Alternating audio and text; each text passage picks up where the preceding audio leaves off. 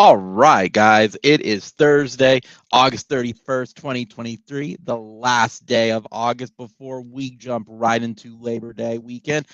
Welcome, everybody, for joining us on our usual Wednesday, but on a Thursday show because I had stuff going on last night. Swiggy, Gavin, I want to welcome y'all again. We made it. We've made it through another off season, and we are here at the 2023 football season here in Oklahoma. So, let's go. Swiggy, how are you doing tonight? Well, can doing better than Florida right now since they don't know how to count apparently. Swiggy, the real thing I want to know is your Dojo Casa house ready for some Sooner football? What do you think, Thunder? Yeah, Thunder's giving me. Yeah, my cat's giving me the thumbs up. So yeah, we're good to go. Construction's Awesome. done. Awesome. Off season's over. Gavin, buddy, it has been a long how many ever months now, but we have arrived. We are here ready for some football. I'm always at the point where since between every season, I'm really happy when we have an off season, but I'm glad that we are here. Gavin, how are you doing? Are you hydrating like a champion? Yes, I am hydrating like a champion though too, and I've also been staying in where it's cool though too, and I haven't been gone out, unless it's absolutely necessary. So, and I will say, if you are going to Norman this weekend, please hydrate, because those the noon kickoff and everything, and with the heat and everything, it is gonna get hot. So I'm just gonna say, hydrate. So what you're telling me is I feel personally attacked now because I have been hydrating, Gavin, and I'm just gonna die in the stadium. That's what I've determined. If I do die, just show up to my funeral and make sure everyone knows he died as he lived, bitching and complaining about that the team is not up 100 points to nothing by the first 5 minutes of the game while bitching about the Heat. Just remember that. That's what it's gonna be. I'll just put on your tombstone, hydrate all the way through on your tombstone too. So yeah, well, I mean, if people have been drinking water and everyone's been keeping themselves hydrated, hey, they'll only lose like 4 pounds of their water weight at the game. So, but we are here, gentlemen. It is week 1. We have made it through the know-nothing games of week 0. NFL preseason's about to wrap up, and OU plays Arkansas State for the first time, I think, since 2000 on the field in Norman, Oklahoma for the first home game of the season. Before we jump right into our preview of that, let's kind of have our first question of the season, guys. Are you ready for something? Right. So for our viewers, again, just tuning in, every Wednesday we will usually have our pregame show, and each time I'm going to throw them a question of the day. And a question of the day will be anything of the sort for it. They do not know in advance what my question is going to be. So my question of the day is going to be probably the easiest one for it. What do you do in the off season? What gets you through the off season going to straight into football season? So we'll start with Gavin. Gavin, what gets you through the off season? Well, I've actually been watching a lot of other sports for the most part. In fact, I've actually been watching a lot of OU softball and women's gymnastics through the off season. It actually kind of helps me kind of keep things focused though, because there's a lot of things that usually happen that I kind of keep on for the most part. Another thing is basically other than work for the most part. I've always tried to focus on just taking care of family and everything and making sure things are focused there. But I also, what I also like doing more than anything is just been mostly playing video games and passing time. So that's mostly been about it. That makes sense. Swiggy, I already know what your answer is going to be is baseball, more baseball. But baseball. I do what I do every off season. I spend the end of the Super Bowl until March Madness getting caught up on stuff I missed. And then it's baseball. Of course, one must also enjoy Resident Evil speedrunning. And 582 episodes of Star Trek down, just 311 to go. What a man. Godspeed. Man, for sure, yeah. Mine is very, very simple. Usually if it's football season, it go OU football. If it's not football season, I turn the dial and it goes back to convention season. We just wrapped up convention season roughly-ish last weekend with some board games over at Miracle Con raising money. I've got a couple more left, little ones here and there, but that's what gets me through the season. So now that we're at football season, I feel like it's been a long off season, but it hasn't been a long off season because we're used to these rebuilding seasons, especially as of now. But we enter year 2, guys, under Brent Venables, and week 1 is in 2 days. Rooster kick at 11 a.m.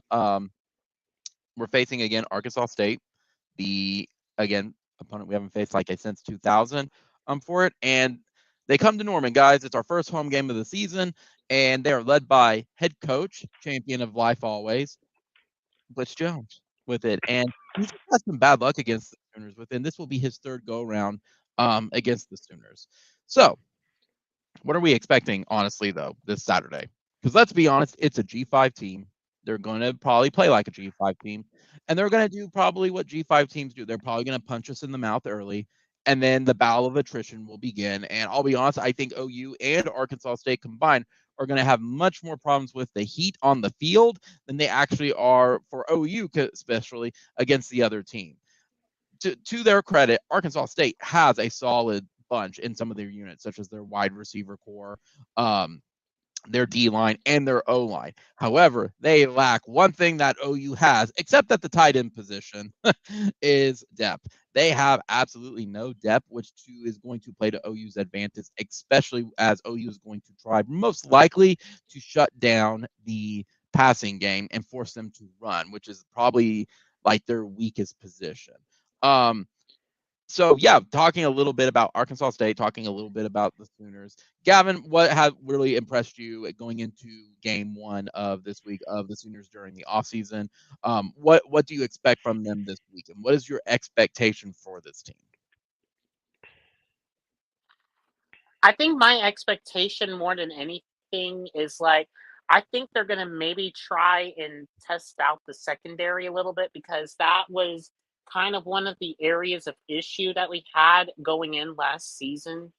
Mm-hmm. Because if anything, because we kind of got beat on a lot of concepts to where you were either getting beat deep or they were chunking it down, to where there was holes that were wide open for the most Yeah, part. So I feel like if anything, if they're gonna try maybe like not exactly air raid, but maybe more like of an air raid esque more if anything, trying to find those holes for the most part, that's where I would probably say that's gonna be the line of attack for the most part. yeah, But I think if anything, like with the improved trench work that we've gotten through the off season through the portal, you know, I think if anything, going through the air is definitely going to be the way that the Arkansas State might go more than anything. gotcha. What about you, Swiggy? What have you been impressed at for the offseason going into game 1? Any particular things of note, like talking about us against Arkansas State, both offense or defense? Is there a player you think that's going to be a standout on Saturday? To me, the most interesting player on Saturday is going to be Dylan. It's going to be Dylan Gabriel. Look, this is a G5 school. Hopefully, all it's going to tell us about the defense is where we're gonna is what we can expect this year. Like anything more than 14 points scored. Maybe another touchdown garbage time when just because of the heat, it's kind of like, okay, whatever, it's garbage time. But it's so how we handle that is how we look at the defense. I mean, to me, this should be a 49 or 56 to 7 or 14 game.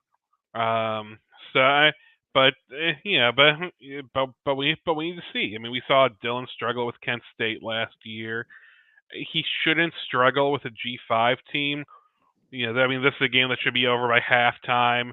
And at that point, it's just kind of crossing the T's and dotting the I's in the third and fourth quarter. But Mm-hmm. it's but there are questions. and there is only so much we can learn, but it's also a game that it should it shouldn't be like 56-28 against them. It should Um, it should be a comfortable win. So go on, Yeah. Gavin. Yeah, I was gonna say point out to this though too. You're absolutely right that every eyes are gonna be on Gabriel, and But the other thing I'm also wanting to make sure to look out for is like, besides that, I'm really wanting to see them be more complimentary with Gabriel as well, because like, yeah, he's had some issues with efficiency here and there, but you can't have Gabriel do his job if we can't establish a run game either. And the thing That's true. is like if we, it's like yeah, you want to throw it, but the thing is, it's like you can't just rely it all on deep balls. It's always got to be the short and intermediate passing games along with the solid run game. And that's kind of where I would want to focus on.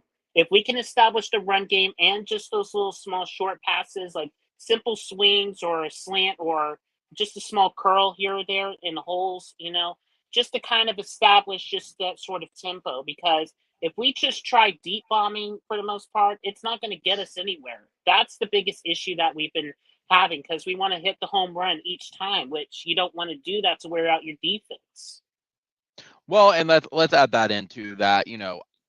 We we bitched, moaned, and griped last year on this live stream on a lot of it that Dylan was very, very much on his best day was a mid 3-star quarterback, but on his worst days was definitely a 2-star, not up to OU standards.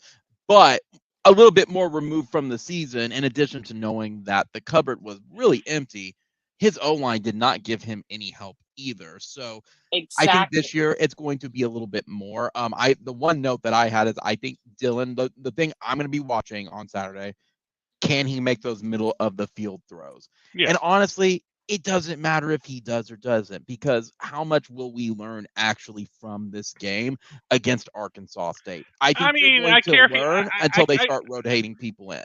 I care if he does, because he at least has to hit the receiver in the hands. If he doesn't, I mean, that's when I'll be concerned, even against Arkansas State. And yeah, also, for anyone out there, Nebraska and Minnesota are playing an ugly, ugly Big Ten game, 3-0, Minnesota. The tradition of the Big Ten, low scoring game. Yeah. But no, I look at it as like looking at the team as a whole from it. What we know Levy likes to air. There are some questionable play calling at times. And even with the cupboard empty last year, there is some stuff that just did not vibe. And I agree with Gavin. He kept going for the ball and forcing Dylan to do things, in my opinion, that he couldn't do, or he thought that we had more talent at certain positions to allow that. But now with a full off season, we've had a couple months under his belt at this point. I think it's going to be a little bit more different. I mean, not talking about Dylan for a sec, but when do you expect us to throw Jackson Arnold in the game? Because my expectation is they need to take care of business and basically close the game by halftime, minimize injuries, get your players meaningful snaps by that point. If there's something to do in this game, get them ready to be able to do some different little play calls and all that. But throw Jackson Arnold in my opinion, by middle of the third. That would be my part. Get the starters out at that point. Yeah, I mean, mid third is what you expect for these games. Mid third, yeah, that's pretty much what your goal is for that point though too. So yeah, that's pretty much where we're all kind of in agreement in. Yeah. Now, another thing important with this game, and I know I'm bouncing around a little bit with it of like expectations versus preseason stuff. What I do expect from this game, however, is one big important thing, and that's probably for the offense, especially the wide receivers, to establish an on the field anchor. We already know with the defense that probably Danny Stutzman is probably going to be that on the field raw guy. Who is it going to be? Who's going to take that leap for the offense? I don't think Dylan is going to be that guy. But I also don't expect any of the veterans there to be that Peterson. I think it's going to be one of our newer players for it. I I honestly expect it to be the O-line, because the O-line has pretty much been underestimated and been called weak for it. I expect someone there potentially. But who do y'all think? Do y'all think there's going to be someone on the wide receivers, maybe the running backs? Maybe it's Sawchuk. Maybe it's Barnes. Who do you think it's going to be? If they even get someone from this week. I just don't think I'll be able to tell anyone from this week. It's a G5 team. We'll know more after SMU or Tulsa. But Yeah.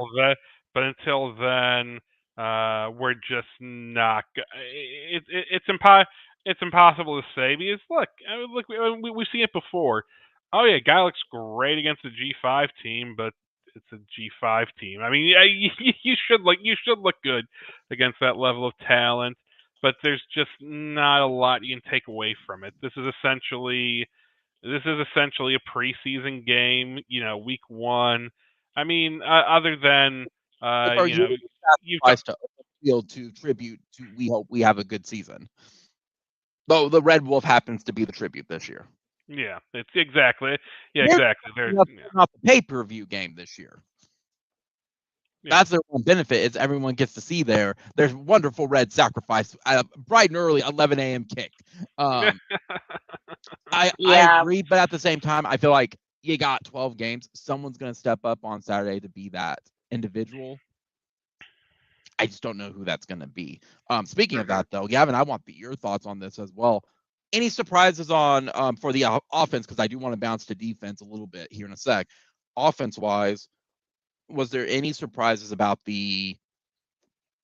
I'm going to back up because stuff will change. Don't get me wrong. I don't think this is going to be the final starting lineup, but was there any surprises that you had in the starting lineup from?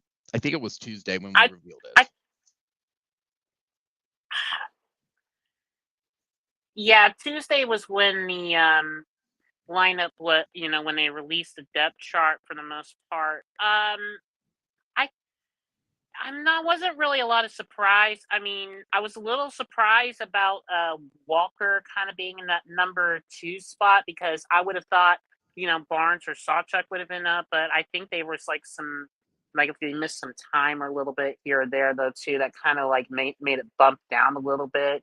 And Venables is very key on efficiency and all that. But from the starting lineup for the most part, I am not surprised at all. I think for the most part, I'm just kind of looking from this.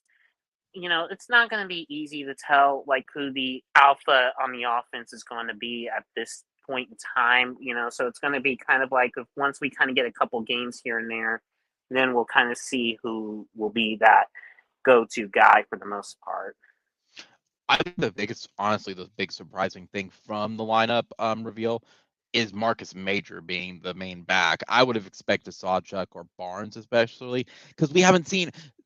Marcus Major is literally the Sammy Watkins of week 1 of college football. He does really good against these little non-conference opponents and then just falls apart the rest of the season and just plateaus very, very quickly. I'm surprised that he is the starter, unless they're like, yeah, this is your game, man. Do it now, or I don't know. I'm just very surprised that he is the starter at the running backs. I'm not really surprised for the wide receivers or anything for it, but that was my biggest surprise takeaway from that. Yeah, I think from what I've been looking through too, Walker's kind of been stepping up, and in fact, he's actually been doing quite a bit of work with Smitty during the off season too. So, and the other thing too is he was having either some grade issues or some injuries here and there though too. So it's he's kind of been going through a lot of this stuff and everything, even during the Lincoln Riley era and everything else too. And he's trying to basically sort of come somewhat into his own for the most part. So, it's going to be a make or break game for him personally than anything. Correct. I will say concerning our offense versus their defense, like I said earlier, they do have a solid defensive unit. They have a lot of upperclassmen. I think they're going to get overwhelmed very easily from the just complete talent mismatch they're going to face in the trenches from it. But they're not world beaters. Let's put it that way. They may be talented, they may have experience there, and they definitely relied on the transfer portal, but they don't have like one particular person that I think is going to overwhelm OU on their offense. So kind of segueing to the defense of it, defense is obviously to me going to be a better unit than the offense will be this year. Obviously, our secondary is going to be probably on paper the best unit with everybody who's out there. It seems like Danny Stutzman is going to be the anchor for the defense. He's already kind of like established himself as the alpha for the defense in the offseason. But looking at their offense, again, they're not anybody that's a world beater. Their best unit is wide receivers, but I feel like we're going to harass their wide receivers and force them to go into the run game at this point. One thing I didn't want to say now I'm thinking about it. Yeah. I would like I would like to see a statement game from Trace Ford. Yeah, but how much do you think they're going to throw him in? That's going to be the big question. Yeah, that's the question. That's been coming back from the injuries. So I guess that's my main thing to watch on defense. How much they use Trace Ford and how much he's out there. Obviously, once again, Arkansas. It's Arkansas State. I know we keep saying that, so there's only so much you can tell. But I would like to see some. I would like to see if we do bring him out. I would like to see some. I would like to see some good signs from him. Yeah. Even once again, even though it's a G5 team, so there should be good signs there. But correct. On really unlike their defense, in my opinion, Arkansas State does have some key players that have been starters at other like Power 5 programs. Obviously right now their upper class unit with Jeff Foreman and Corey Rucker are going to be a very, very solid duo. Another individual that is a upperclassman on their field is Courtney. Courtney was a transfer in from Syracuse, and he had a great sophomore year at the Orange, but then kind of from there he hit a junior slump. Like he fell off hard with it, almost a little bit like Theo Weiss did, where he was there but just didn't contribute to it. That's kind of what happened with him.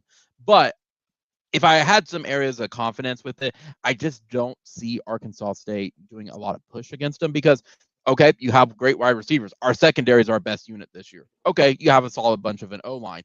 Our D-line is probably the second best solid unit this year from it. I think the biggest thing we have to worry about is can we get some pass rush against Arkansas State?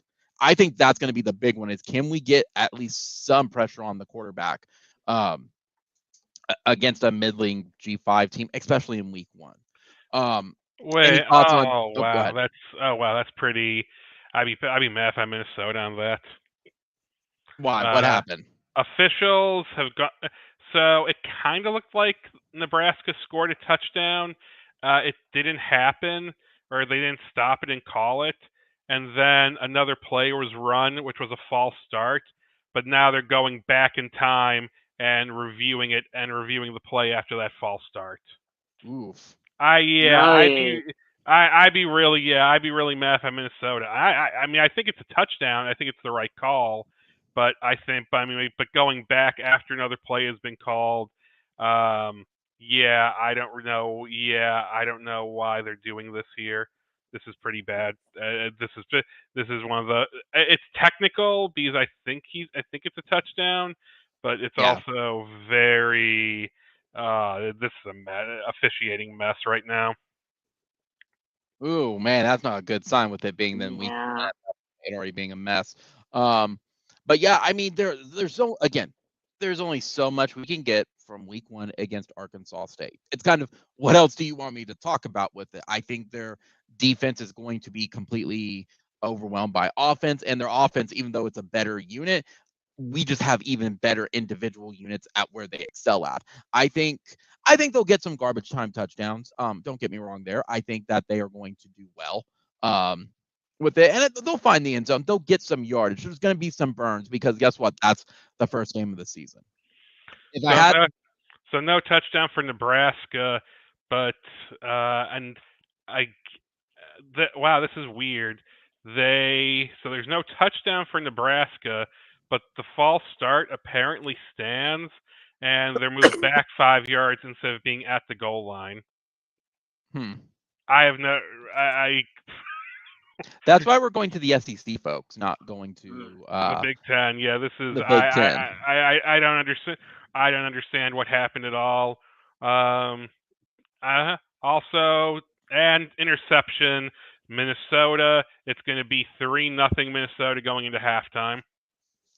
Ugly game. Ugly game. I think if I had to take a expectation from this game, another takeaway, and y'all will know what I'm talking about. What I want to see is, even if it goes to the end of the game, I want to have that feeling that I feel like they played competent football, both on the offense and the defensive side. Yeah. You know those games when you saw like the first game of the season where you just felt like something's off. I just don't know what it is. It feels like they don't care. It seems like they're not playing to what the expectation is going to be. I don't want to feel that feeling. I want to have sound football from beginning to end, even if it goes to like the end of the game for it. I don't want to have like a Utah State situation. I don't want to have a Kent State situation. I want to see them like come out ready to play, and play to expectations. Just kind of show last year was the rebuild year. This year is everything's getting on track. Y'all know what I'm talking about though. It's hard to explain. It's like I see it on the field. Yeah. But on paper, it may not look like that. It's an eye test thing. Like I said, if this is a game where we go and let's say it's 49-28, I'm going to be concerned about that. Like unless something unless the two touchdowns are like, oh, it was a kickoff, then they got a random onside kick. I won't be happy about that. But unless it's fluky touchdowns, garbage time touchdowns. Exactly, very fluky garbage time stuff where you can write off, where it's like, those shouldn't happen, but they did. It leaves room for improvement. But if it's like 49-28, I'm not going to be happy about that. I'm not. If it's 49-14, I'll be happy. 56-14, 56-21, I'll be happy. But this is not.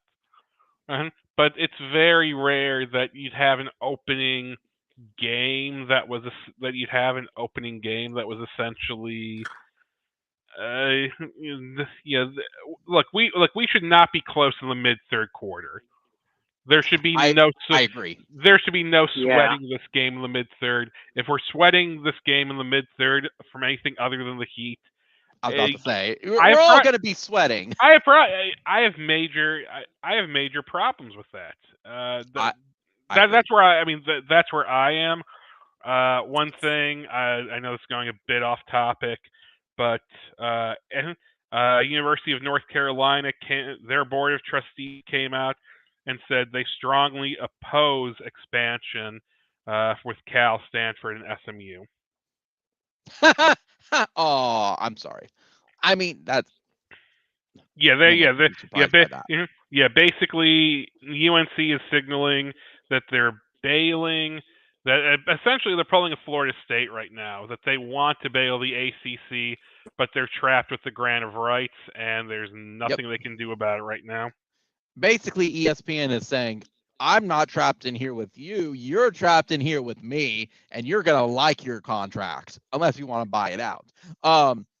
Swiggy, I do agree with you. Gavin, do you feel the same way, though, that let's say even 20 points, but it's been garbage touchdowns. It's due to a kickoff return. Because we already know if there's two areas of concern, that's not going to get fixed on Saturday. Tight end depth. Okay. What is depth of the tight end? And we know our punt game is going to be LOL worthy. Do you feel kind of the same way? I kind of feel like that in the same way, but it's like I will say this. It's like if you give up like maybe, we get to the fourth quarter and we basically give up 2 touchdowns when it's just all of our backups in there at that point. That's probably I'm not going to have concern because it's like, okay, you just scored on our second unit. You didn't have our full unit and everything for the fourth quarter. But Yeah, if we're still in a weird dogfight, where we're not just blowing them out by 35 or 42 at the mid third, then yeah, there's some major concerns. I agree. Again, unless it's just some fluke stuff, like there's just some coverage breakdown. Hey, that's stuff to work on special teams. We definitely need to watch for that. But again, how much is it going to be even taken seriously? A lot of teams don't take stuff seriously. I guess something too that I just don't know what the expectation of will be based on last season. We know the common sense is you shut down their wide receiver game and let them try to run the ball against your D line. That's the common sense. Okay. On the O line, it's kind of the same thing of like you've got a stout defensive line, give the running guys or the wide receivers a bit of room to establish somebody. But based on Levy's play calling, we know it's probably going to be a mixture of both running and passing. He's not going to really lean one way or the other. That's kind of seems like was our big clutch last year. We didn't really know what Levy was going to run from this. And Gavin, anything I didn't cover? Any final thoughts? Again, it's Arkansas State. There's not really too many keys of the game outside of get in, get out by halftime with the heat, minimize your injuries, establish some anchors. I don't even think we have to talk about flags or touchdown scenario or timeout scenario because you shouldn't be in that situation with Arkansas State. And if you do get into that situation with Arkansas State, you have problems. This was a 3-9 team last year. They don't have the talent OU does. No, I mean, I'm with you on that. But I'm also interested because we also have new rules about the clock this year and everything. I'm kind of be interested to seeing like how they're going to be able to handle the clock and everything because like they make the games a little more faster now. So it's like I'm kind of like interested to see like how we kind of adjust with the new situations and everything. Like they don't really will stop on the first down as much or anything like that too. It's going to be very interesting to see that for the most part. Because that's something we haven't really talked about because they put the new rules in place and everything. Yeah, but again, though, so even they're trying to make it somewhat like the NFL. Says they're TV overlords. Yeah, we're trying to make it. We're trying to make it like by the NFL. Brought to you by our sponsorship, Dr. Pepper. And now time. And now time. You never know. And now time for a word from my God, the sponsors. Yeah, pretty much. Swiggy, same for you. What did I miss anything? Is there something that you think that should be noted going into this weekend? Because again, I think we kind of briefly covered everything. There's only so much to cover with a G5 team. No, I have something very important to say. You're not going to believe this. Peyton Bowen is going to be probably freshman of the year. Nebraska had 3 cracks at the end zone inside the 5 and failed to score. We are so back. Yes. So, I'm seriously back to OU. I mean, I know I'm a little distracted, but it's because it's Arkansas State. Everything that we want to, and this game is either going to be a positive growth from last season, where we just take care of business. It's what I'm hoping for is a very Bob Stoops style drumming, where there's not really a lot to be concerned about. It's you go in, you win, and you work on some stuff, or it's going to be canary in the coal mine. It's going to be one of the two. That's actually something we could talk about, Swiggy. I think you're both going to be in agreement with me, but prove me wrong. I think, look, the spread's like 36. I think now it's up to 36.5. OU is not reaching 36.5. I will be floored if they reach. No. Take the under. That is free money. Take the under, dudes. I'm hopeful, but yeah, I'm hopeful. I'm hopeful this defense is revamped and only gives up 7.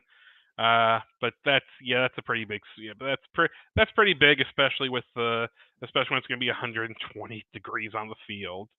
So, Josh, why are you wearing your crimson gear? My coworkers will say on Tuesday. It's not my crimson gear. It's my sunburn. Ow. See, at least you can go out in the sun. I still can't. I'm not looking for it. And Gavin, I'll say it too. I'm going to be wearing sunscreen. I'm going to be wearing a hat. I'm going to have my cooling towel. I'm still going to be bitching, moaning, and griping about how hot it is. Well, Josh, you didn't have to go to the game. Why don't y'all shut up? No, I get it. I mean, I probably would. I mean, I probably would have. I probably would have joined. I probably would have gone.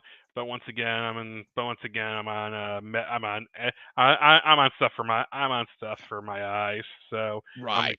I'm like, Right. I'm like I'm just like super sensitive even with sunscreen. Right. But the good. And I've been. Yeah.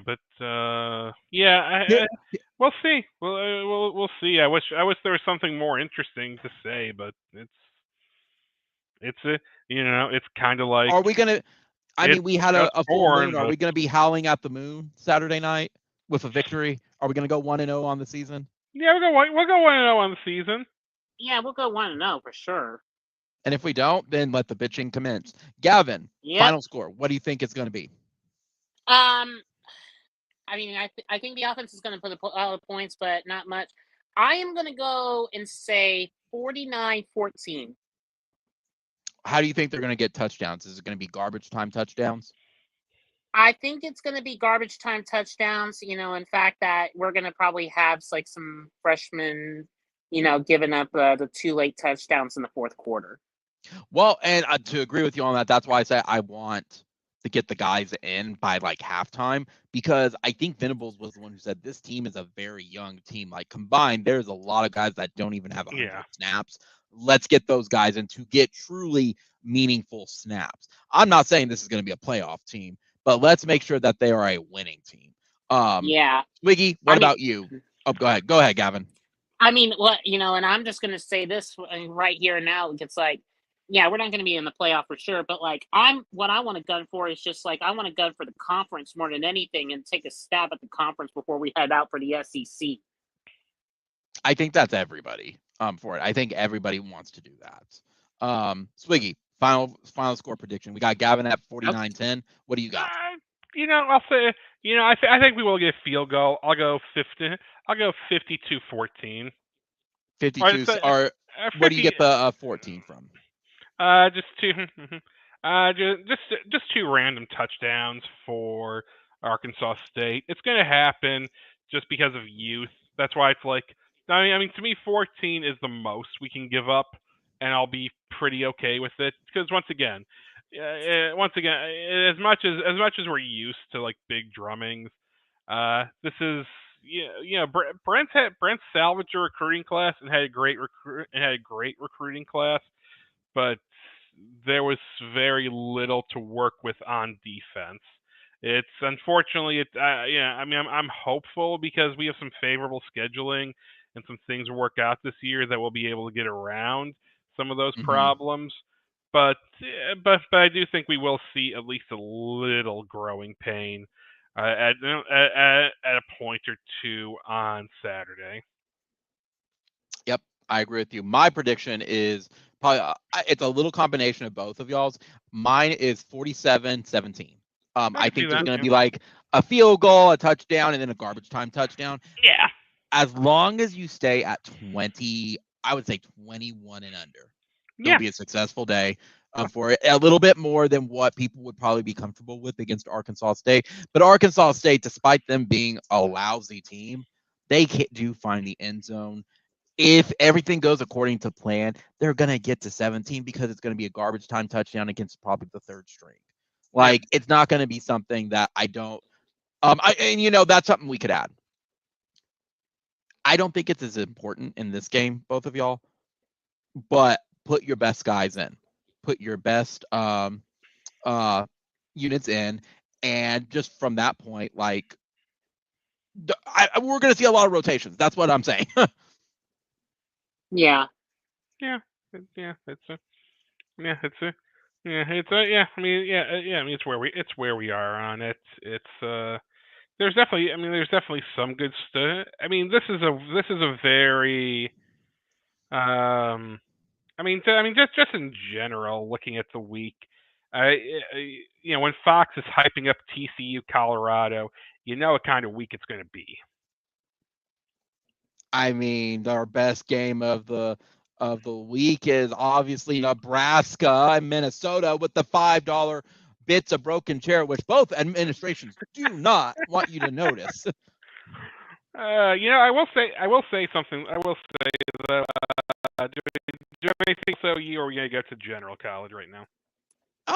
John wanted to hop on. Let's bring him in as well. I think he wants to say some stuff. What's up, Sean? Sure. No one reads the Yay. chat. Who the hell is moderating this shit? I just read the chat. I left you a message like 10 minutes ago in the chat, and you went on and on about Peyton Bowen winning freshman of the year or some bullshit. Where in the chat? Because I see only a yo and like 8:39. I don't see something like 10 minutes ago. Liar. Liar. Liar. Joke's on you. I have the timestamp. So what's up, Sean? I said DM me an invite like 8 hours ago, and you were just going on and on. Yeah, I don't have any of that. I have it. I posted it. Liars all around.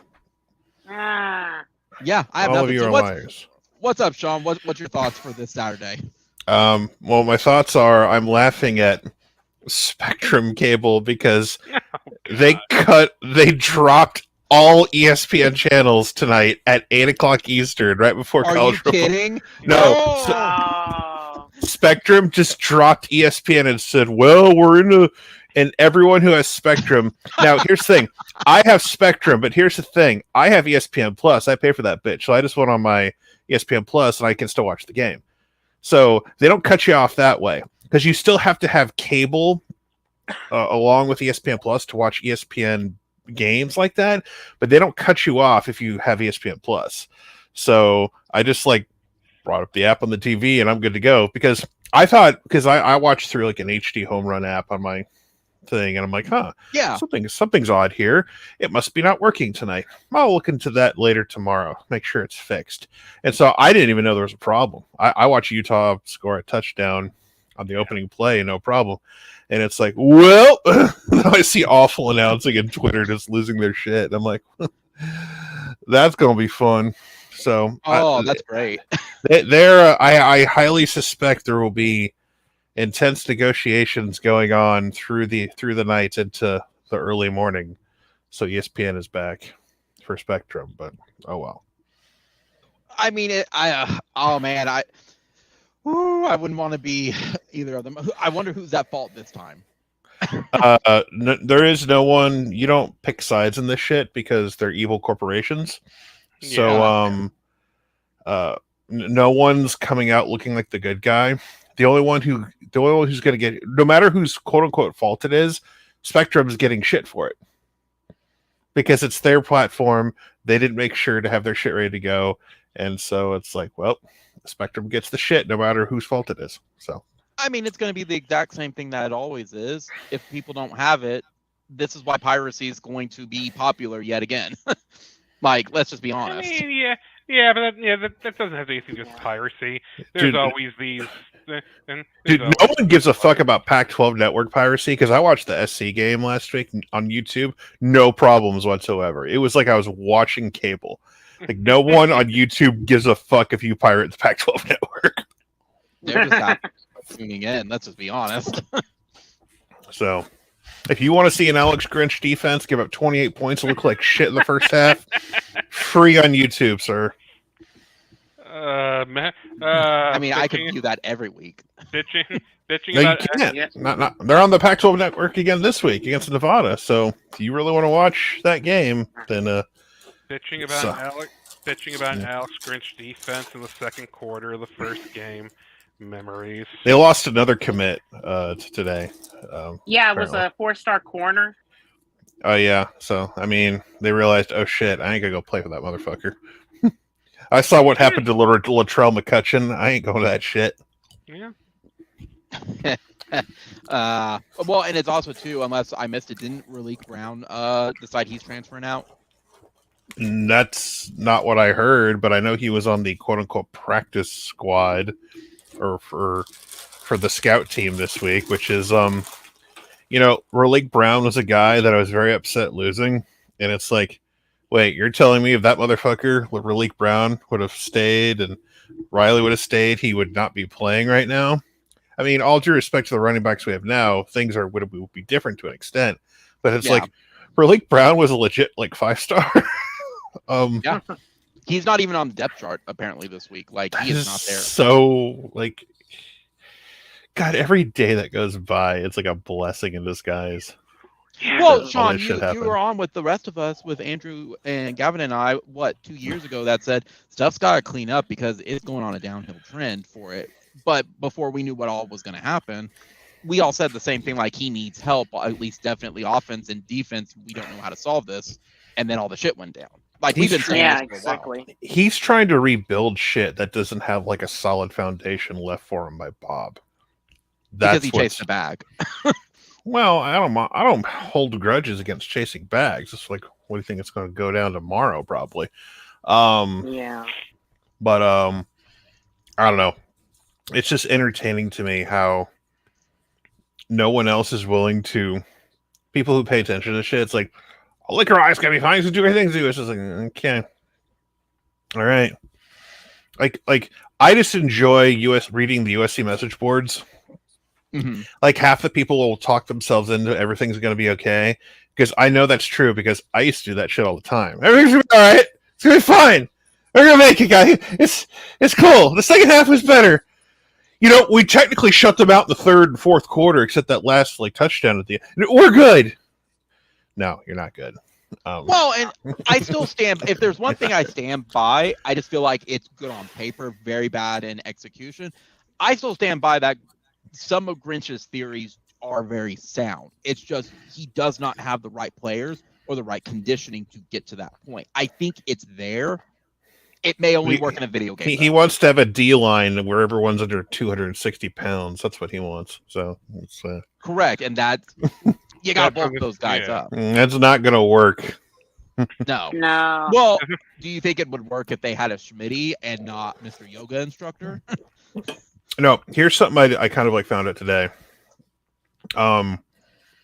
If things, let's just say, for example, on defense for Brent's Glass this year, and this is not going to happen. I'm just saying that. I'm just saying but let's say he gets no more top 100 players on defense for the rest of this class. Spoiler alert, he's getting at least one more in a week. He will, if you get to December, February, whenever everyone's signed, he will have either tied or surpassed by one the same amount of top 100 recruits on defense in 2 seasons than Riley did his entire time as a head coach at OU. Yeah. If we're talking straight up top 100 players on defense, offense, he got a shit ton of top 100 players. Yeah. But on defense, if we're just talking about legit players that you've heard of before, like David Stone, PJ Adebare, Peyton Bowen, Eli Bowen. Well, Eli's not top 100. I respect the kid. He ain't top 100, but he's good. Okay. But the point of the matter is, it's someone actually wrote down who's top 100 right now, just based on averages and shit. And we were trying to figure out if who was it? I think it was Ronnie Perkins. We're trying to figure out if we give Riley partial credit, because he was technically a Bob recruit, but then Bob retired and he was committed already, I think, but then Riley kept him. So it's you get partial credit. Okay, he could have left because Bob left, but he kept Ronnie Perkins. Okay, and Ronnie Perkins was legit. We're not going to pretend another one. But it's just what a turnaround. And people are going to bitch and moan depending how things go tomorrow, but Brent's already gotten the same amount of top 100 players on defense in 2 recruiting cycles. It's fucking nuts. I mean, Riley's at the end of the day, Riley's entire thing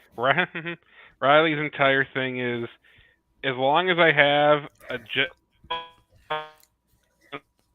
as long as Riley has a legit internet connection. His cat must be messing with the internet connection. Yeah, and I'm kind of with you for the most part, Sean. I mean, it's it's Riley's entire I kind of like say it. His entire philosophy has always been on offense. He's never usually worried about defense because the offense is more of his is more bread and butter. Like how Venables Well, is sure. defense. No. I know. I'm with you on that more than anything. But I think it's like, if anything, it's like it's it's like the thing is, it's like yeah, the offense can win you games and all that stuff, but it only can take you so far for the most part. And he never really had to complement it, with the defense. Well, With well, grit. every time he And- ran and- into a team, with NFL players who were capable of like either shutting him down completely or getting enough stops that matter. Yeah. Guess what? It's what we said many times. The offense had to play beyond perfect to win games. That's not fair on your defense. The defense was literally there to burn clock. That was it. They were there to burn the bodies on the field. Like I'll always defend Grinch a little bit for his first year in, because I thought first year in he did a fairly good job, because I think it was, for a lot of people, they're trying to figure him out. He was new, because I could point out games here and there where in 19 things kind of like, okay, I'm not used to seeing that. I'm not used to seeing that. Like, I give him credit for the final possession for Baylor in the Big 12 championship game, where the defense just got turned loose and they were able just to make play after play. And Caleb Kelly was a beast, and Ronnie was a beast, and it was like, okay, this is what it could turn into. But he peaked year one was the problem.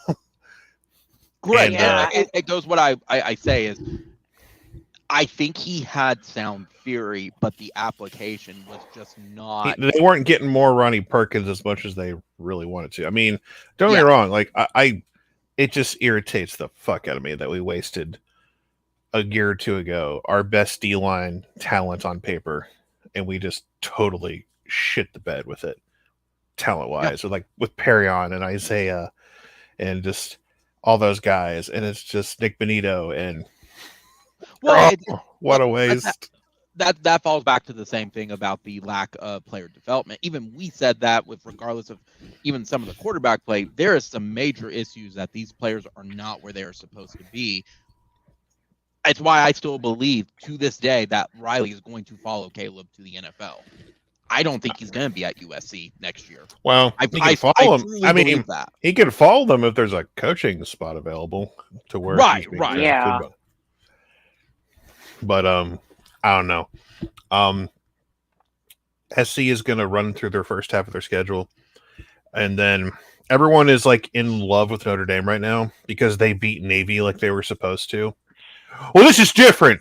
They played Navy. You're you motherfucker. Supposed to be Navy. Someone actually tried to say this to me as a real thing. This is the biggest point differential win for Notre Dame in an opener in like 2 decades. It's Navy. I'm like, motherfucker, Notre Dame usually opens up against real teams. You've heard it before.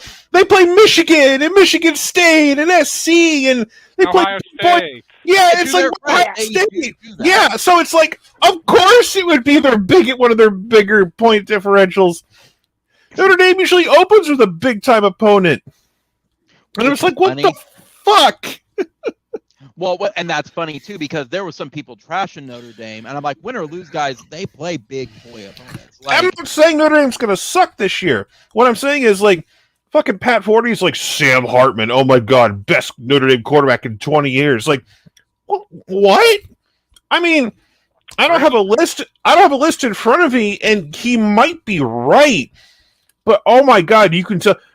Again, it's another instance of certain helmets that are on the field when, oh my God, I could write stories and get clicks. Oh my God, it's like Notre Dame gets that.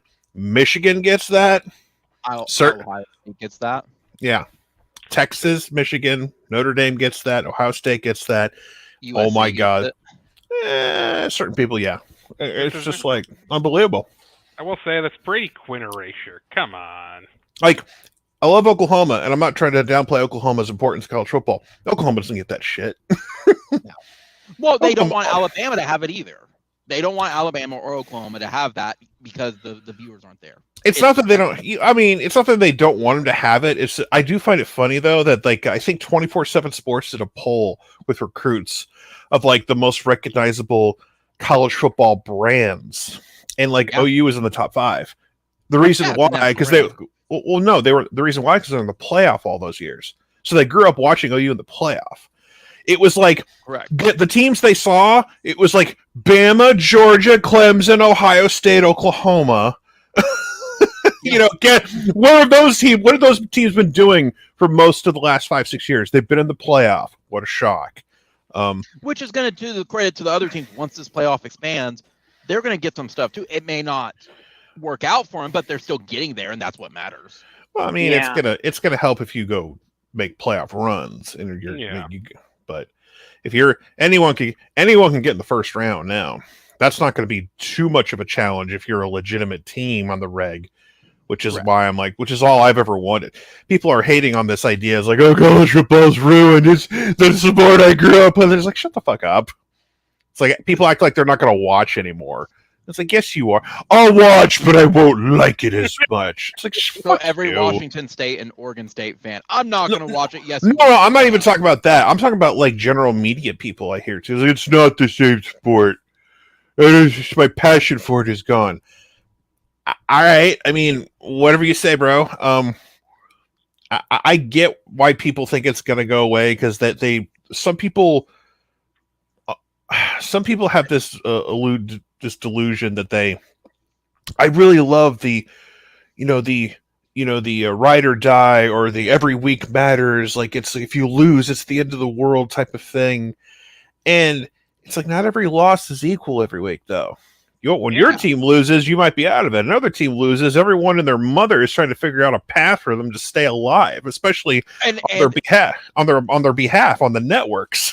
So, well, how can Bama stay alive with 3 losses? How can Bama, who just lost to LSU, stay alive? They're not out of this, Jim. Let me tell you right now. It's like, oh fuck. Yeah, I'm glad that shit's going away. Well, what is it now? It's the 5-7 format they're looking at. I mean, they're going to figure that. They're going to try to figure that out before next year, from what I understand, if they can. They do not want 6-6 anymore. Whatever it changes to, it ain't going to stay 6-6. We're 6 conference auto bids. The Pac-12 does not exist anymore. Oh, fuck that shit. I think just go to 4. It exists in our hearts.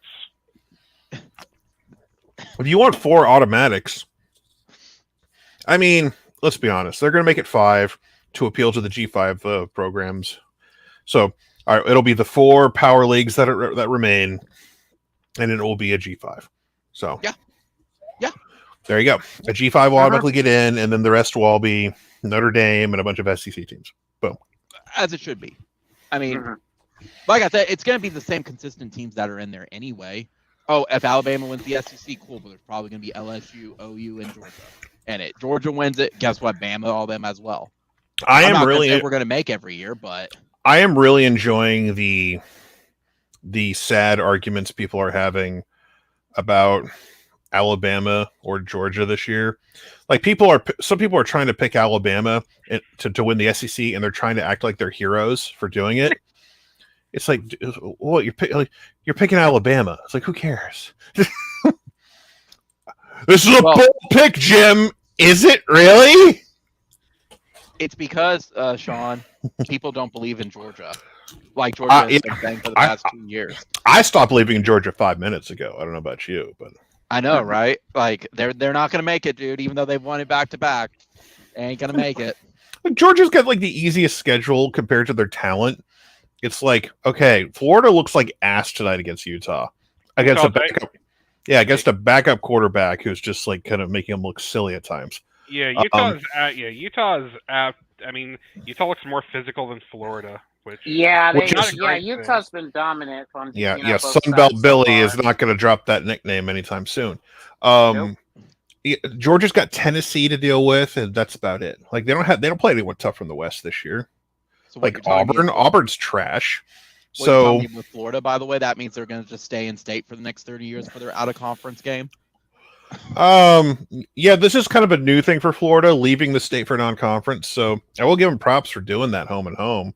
But you're down 2 touchdowns on the road. They're not out of it. Like Utah hasn't run away with it yet, but it's like, man, that they've just shit all over themselves like in the first half. Just gonna watch them right now. But which game are you enjoying more, Utah, Florida, or Nebraska, Minnesota? I've watched like 2 seconds of that game, and I just look at the score. I'm like, do I need to watch it to know how bad it is? Nebraska. Matt Rule has to do. Well, people don't realize Matt Rule's got to do the same thing that Brent did last year. He's got to tear some shit down himself. Nebraska scored on the most Big Ten play ever, which was a pass behind the line of scrimmage. He mishandled it. Minnesota should have been all over it. They gave him just enough time to pick it up and throw it for a touchdown. Let's see here. So real quick, for recruiting wise, there has been no indication what's going to happen tomorrow with McKinley. With Dom, yeah.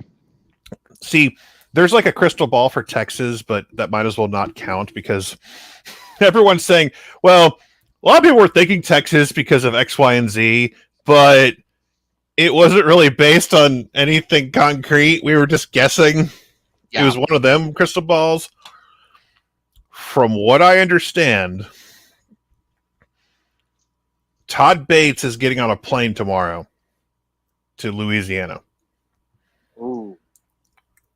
My feeling is he's going just in case. Because he's going to go see his game tomorrow, potentially. I don't think anyone from the OU or A&M camp truly knows right now. Isn't it? I read only one comment, and it was some people are still feeling OU, but now they even decrease it to like 70%. No, fuck that guy. No. Oh, fuck that guy. I read one comment. I don't know who. Exactly what you're talking about. That guy is full of shit. I make fun of him every time he posts. Every time I see that motherfucker on Twitter post, I post with a RoboCop video. Who are you? Gotcha. Who are you? He's just some random. I've seen on it. No, some random douchebags going on Twitter. I'm changing my pick to 70%. Like, who the fuck is this guy?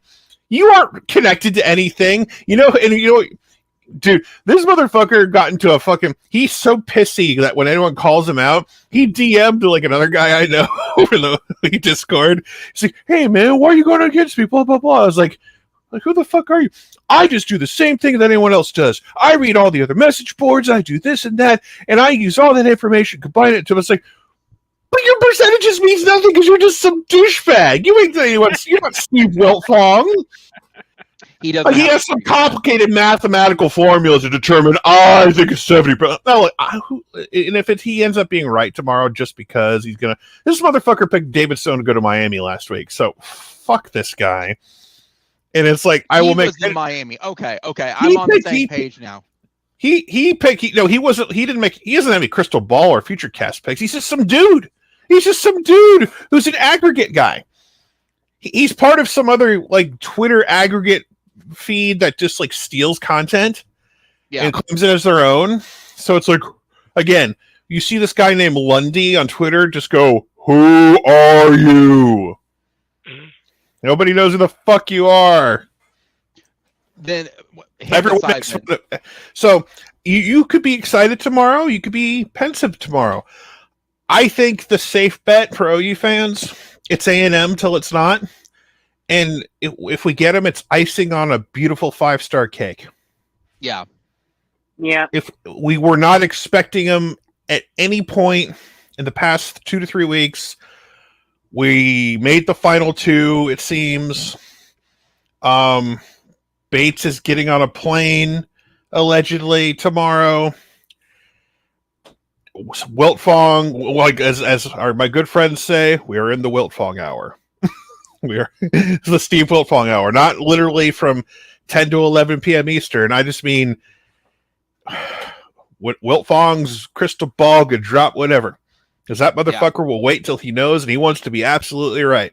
So Well, they've gotten burned enough in the past where they've even. I think Whitfong was. he was right about Winari. He dropped Winari. He's like, he's going to Missouri. I'm like, oh fuck. Everyone kind of knew it was over then. We were in denial for a little bit, but it's like, yeah. I think it was. Pick unless he's pretty sure.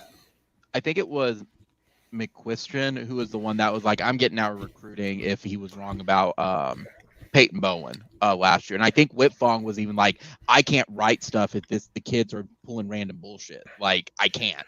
Okay, but you have to understand, Peyton Bowen's recruitment was one of the craziest that ever went down, and it went in our favor. So right. The reason it went in our favor because the kid wanted to go to OU.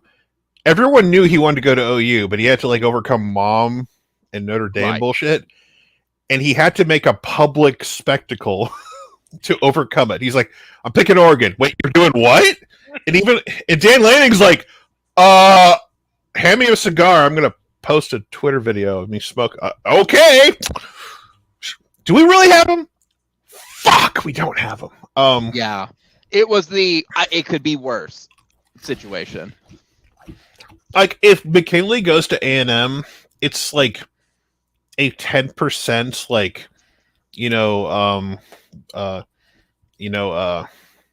what's the word I'm looking for? It's a small silver lining because Texas doesn't get him, so I don't have to hear their bullshit. So it's all part of the Texas propaganda machine. Oh God, did you hear Sark go on about embracing the hate and everyone hates us and all this bullshit the other day? We know. I've been helping work out with like a $2 million grant. No, we know we're not the most liked. We're just like, motherfucker, everyone in the world is sucking your cock in the media about you being back. Everyone's saying how great you are, kissing your fucking feet. Fuck you on the embrace the hate bullshit. That's fucking fan bullshit. Everyone, listen, newsflash. Everybody hates their other teams that are not their team. Those are fans. The media is kissing your fucking ass, and they love you because they want to root for you because you went to the Nick Saban School of Coaching Rehabilitation, and oh my God, you're an offensive genius. Fuck you, Sark. Because everybody knows like that gets the clicks. I mean, yeah. Everyone hates us. Bite just me. like Georgia, nobody believes in us. But hey, nobody believes in us. Well, you got grown men picking Texas to go to the playoff this year. Ugh. That's Well, are you more disgusted at that, or are you more disgusted that they have USC going to the playoff? USC ain't going to the playoff either. USC, I know. USC at least has SC at least has a coach who's been there multiple times and a quarterback who's won a Heisman and we know can make big plays and win big games. Yeah. As much as I hate Tebow, he's fucking done that before. Sark has never won 10 games. Yeah. So Sark. If you look at Sark's history, even going back to SC, honestly, I don't know why people are wanting to make a big deal. I mean, is he a good coordinator? Yes, but is he a great head coach? No, he's not. But what's irritating is fuck. But basically, like you're trying to make him as like the next. Trying to make him like to where he's like a Kirby Smart. They want Texas to be good. Well, yeah, they do. But what's irritating is fuck. All the things they forgive him for are the things they give, Venable shit for. Well, Texas only lost a handful of games by one possession. So did Brent. Yeah, he did. Like Brent got one game where he got his ass whooped, or 2 games, I should say, because his quarterback got killed and he didn't have a backup ready. That's on him. If you want to rip him for saying Brent didn't have a backup quarterback ready, fine. But I don't want to hear this all this 1-score game bullshit. Motherfucker. Okay, so dumb question. Which of those games are you referring to? Because you could apply that to TCU and you could apply that to Texas. That's what I said. Yeah, that's what I'm saying. That's what I said. There were 2 games where he got his ass. I only heard one game. Oh, okay. I heard he had 2 games where he got his ass whooped, have back-to-back because his quarterback got hurt. Gotcha. Yeah. Now, we might still lose to Texas regardless, but we're not getting our asses whooped. No. So. Well, because we'll actually have a serviceable them to maybe have more of anger and bark to him, if anything. Yeah. So. And that's and that's and as much as you want, as much as you can blame Brent for it, when you come in after that, you're kind of just stuck with whoever's in the cupboard for quarterbacks. And once Caleb left, Booty was allegedly supposed to play, but he got sick or some bullshit. Then it's like, Davis Bevel, you're up. I know like 2 plays, and one of them is handoff to the running back. Seriously, it's like I know 2 plays, and one of them's handoff to Eric Gray. Fuck me. I think it would have been better if we at least scored. It wouldn't have been as bad. It would have been a bad loss, but it wouldn't have been optics as bad. But man, so many missed opportunities from that. Nebraska got a touchdown allegedly, so good for them. Yeah. Yay, Nebraska. Anyway, but no, Brent's got to run the table in September. He has to. Yeah. Like there's no excuse. There is not one. He doesn't have that one big game everyone can circle and say, "Oh my God, better get ready for that one." He don't have that game in September. So well, you could say SMU is like that. You better no, but it's not. But that's not Georgia. If we were still playing Georgia, I see what you're saying. Okay. Yeah, but like if Georgia was coming to Norman, Georgia, I would pick Georgia to beat OU this year without question. I think I take the money bet on that one. That they would destroy us. Don't get me wrong. I would root for OU to like do something and maybe shock pull a the rabbit. world, OU. Yeah, I might make that video as a joke, but no, we were still playing. People would take that seriously. Of course they would. But no, like you need to beat SMU. You need to go out there on your home field at night on ESPN Plus, where a bunch of people bitch and complain that it's not on regular TV. What are you talking about? They didn't see it. Yeah, so you need to go out and beat SMU. You need to go beat the fuck out of Tulsa. You need to go up to Cincinnati and remind them that it's not your conference yet. This belongs to us one more year. Mm-hmm. And then you come home, and if Iowa State is able to field a team, then we'll beat Iowa State. I mean, that's assuming they can field a team at this point. I mean, they're pretty much betting on their luck at that point. That is the joke I made. So. I know. It's a what while the subject as we were talking about, do you have any expectations for this weekend? Because I mean, it's Arkansas State. You better win by 30 plus. Do you think we're going to beat the spread? They should. Arkansas State doesn't have any, but they don't have like Arkansas State doesn't have the skill position talent they had last year. So this is what they research. Have a solid bunch. I mean, they have not what they had last year. Last year they had a couple of like decent. They had a decent QB and a decent running back that could do some things, but they're gone. So it's like Butch Jones, champion of life, does not have the line of scrimmage talent to go up against OU. OU does not have a weak O-line or necessarily a weak D-line at the moment. So right. OU should be able to control the line of scrimmage and win this game comfortably. If they don't, I'm going to have some questions. Yeah. So, what do you expect? What to you then? What would be a good final score then for you out there? Beat them 52-10 or 52-14. I'm serious. Like go out there and beat their asses. Yeah. Where would your red flag be of what the hell for it? Obviously, if it's within a 3-point game. Don't. As much as I could hand wave it away, I don't want to have this first half or starting slow bullshit. So you feel the same way we do then, where it's I don't want this like I want a Kent State game from last year. God, I don't want that. I don't want that shit. Even though they went on to crush Kent State in the second, that's great. I don't want this first half. I can deal with that for like a quarter or half a quarter. You know what I mean? Where there's like, okay, they're still figuring out a few things. You need to get your shit. Like when you go into halftime, you're in control of the football game and it's over.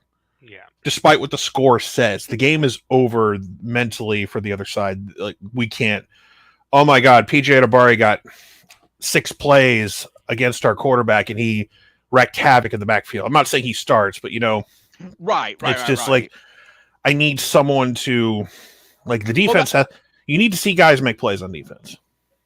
That's what we were mentioning earlier is that we need to see some sort of pass rush. We need to get like the guys to have meaningful snaps by the second half. I need Trace Ford.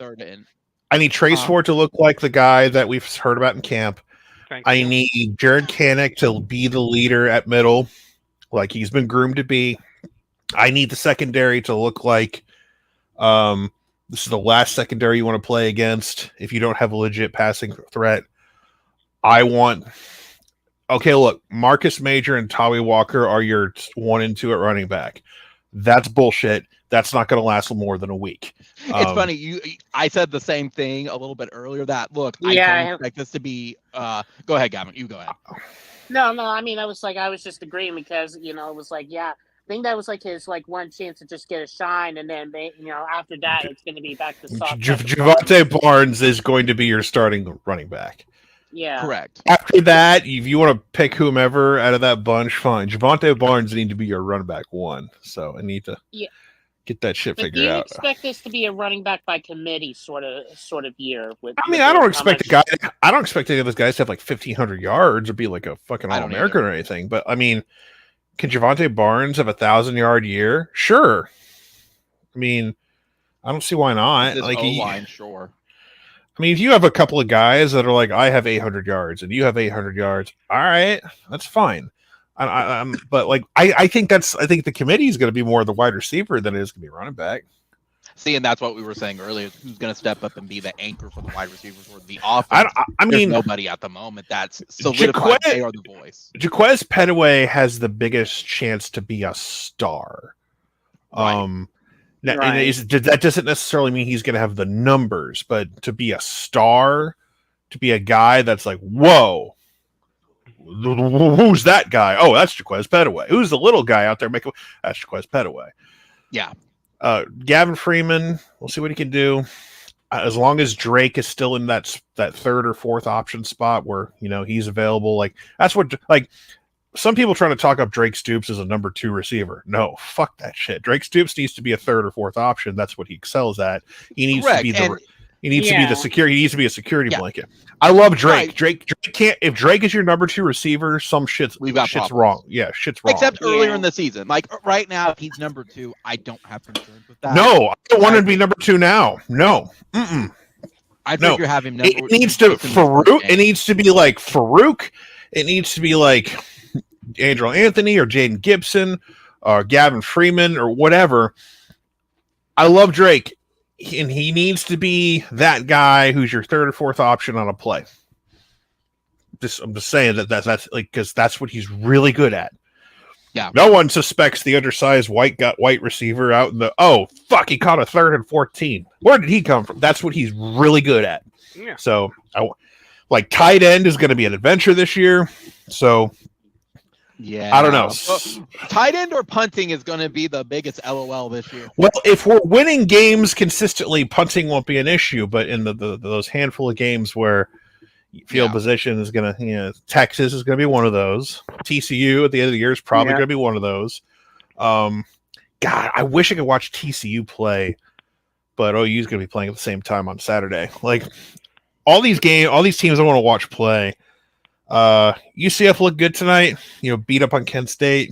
Yeah. So yeah, they're coming to town a week or 2 after Texas. Yeah, but it's Kent State. They didn't. Hey, you know what? They didn't struggle against Kent State. We did. They got a new. But they got a new I know it's new and everything. I know. I'm being I'm being. No, I know. I'm being a little facetious, but at the same time, it's like. No, I'm just kidding. It's like those motherfuckers did struggle with Kent State. It's like I wish we had that Kent State receiver that went to Penn State, but oh well. Yeah, didn't get him in the portal. I'm not worried about receiver at this point. It's just. I can't developing the guys at this point. I just can't believe we're fucking here. It feels like I'm watching a game right now, unlike Spectrum customers, but I'm watching a game right now on my television. And it doesn't feel real to me. That Thursday, it's like the Thursday game, Utah's up 24-3. It doesn't feel real yet. It's like, okay, there's a football game between a red team and an orange, white, and blue team going on right now. It still doesn't feel real to me. But, what will... I guess OU playing Saturday will make it feel real, but what will I guess I hope OU comes out in those gray uniforms or whatever, those alternates, and everyone gets pissy about it. They're not going to. They would have. And that's Those sort would of have leaked out Oklahoma already. Heat. I'm sorry, I do not want to see those Good gray ones. good news, everyone. It's not going to be in the hundreds. It'll be in the high 90s. Great. Oh boy, I'm still gonna be in a 120-degree bowl. Good news, everyone. Oh, God. It's Make gonna sure- be freaking hot, and I'm gonna be Make sure to very paint upset. the palace. No. Make sure to paint the palace. No. No, No, Leave me I'm alone. wearing white. Yeah, leave me alone. I mean, look, the only exception I'll have is if they'll do it pink. That's the only exception I might have, though. So What? all my pride shirts are in the wash, so it's not June. Look, So I mean, I'm just saying. I'm fine if they do it pink for one game or something like that. That's the only exception. If the family wants it, yes. Otherwise, no. Just let it go. If to me, Gavin, if they wanted it by now, they would have. Who's that? Yeah, I know. I'm with you. Almost. Yeah, and it probably won't happen. There's I gonna think be. for this weekend, they're more concerned about people not fainting. Yeah, they have a bunch of they have been very adamant about cooling and water stations all across that. So yeah, and Yeah. they've already so said they that don't want to shots get are sued or anything. Yeah. Well, I mean, they were told like we got to bring in. As far as my understanding is, they had to outsource to get even more emergency response because they expect that many people to faint. Like, people did not hydrate like champions this week, and as a top 30-ish OU fan on the internet when it comes to YouTube, I did my part to tell people to hydrate. So, yeah. Good. Well, it's some of I guess three people took my advice to heart, but they're not going to the game, so it doesn't count. Do I count? Because I'm going to the game, but I always you would have done it anyway because you're something called a responsible adult. Can you say that again a lot slower so I can Josh record is it? not responsible. What? No. Not at all. Oh, Dad and your mom and dad don't agree with me on that. Okay, that's right. That's very true. You call them a what? This bullshit. No, I mean, people were joking about it last week of it's not going to be that hot, guys. It was 2 weeks out. Oh, it's not that predictable. Heat is very predictable. Like, this isn't snow or rain. Heat's pretty on the spot. It's the same predictable as like 2 days out of a hurricane path. Are you going to be okay? Yeah, I'm nowhere near the path. Like I'm Central Florida. It's going to hit like the upper corner panhandle. So, are you okay? Because they see the radar and they see the entire hurricane, and they don't realize that the entire hurricane's not the issue. It's that little part in the middle. That's the part that you got to worry about where the wall is. That's the shit. That's the bad part. I got light wind and rain for a day and a half. Someone's asking me, "Hey, what do you know about what's going on in the hurricane or what that hit land?" I'm like, "I don't know. I don't live in the Panhandle." It's like, you don't know what's going on up there. I'm like, "No, I don't live there. I can't walk outside. I can't walk outside and tell you what's going on." To that credit, though, I mean, Dad asked even if you were going to be okay. I'm like, Dad, he's way off from it. It'll be fine. Trust me. He thought the eye was going to trust me. If that thing was heading my way, I'd be a lot more bitchier on Twitter. I'd be like, "Motherfucker, goddamn son of a bitch, we'll lose power, goddamn motherfucker, goddamn son of a bitch." I'd be a little bitch all over the internet if that thing was heading my way. Right before goddamn college football season, motherfucker hurricane gonna take away my blah, blah, blah, blah. No, I was as upset as people with Spectrum right now. Oh God. Yeah. Like Spectrum's got this really annoying like rap song commercial telling them about all their deals. And it's just like, every time I hear that thing come on, I want to put a gun in my mouth. Ugh. Is it more annoying though than the Whopper song? Whopper. Fucking Christ, man. Whopper. DK, have it your way. Fuck off. No, look, I'm just gonna say this here. I actually think Spectrum is doing Florida a favor right now. Yeah. Oh, it's like how the hurricane last year did me a favor by preventing me from watching TCU just like utterly destroy Oklahoma. Yeah.